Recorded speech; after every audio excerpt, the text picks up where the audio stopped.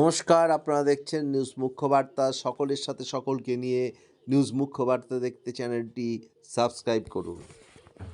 প্রতি বছরের মতো এবছরও উত্তর চব্বিশ পরগনা জেলার অশোকনগরের জনকল্যাণ পল্লীর সন্তোষ পাইনের বাড়ির রাধাগোবিন্দ মন্দিরের বাৎসরিক প্রতিষ্ঠা দিবস উপলক্ষে সকাল থেকে বিভিন্ন অনুষ্ঠানের আয়োজন করা হয়।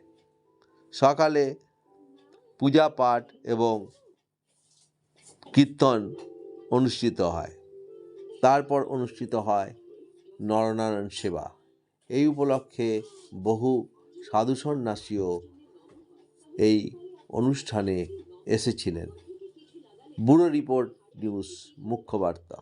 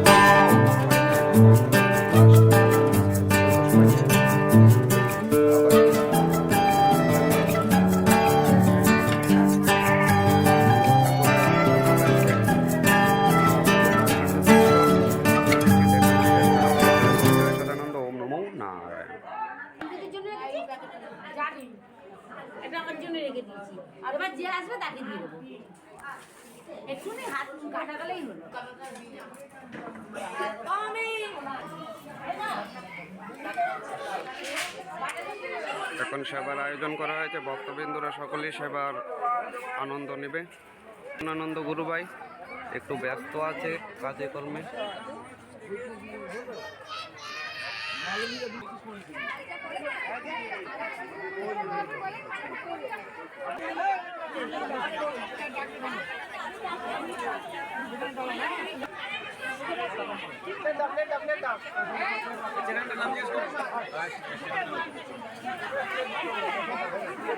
চ্যানেলের নাম সদানন্দ সেবা আশ্রম।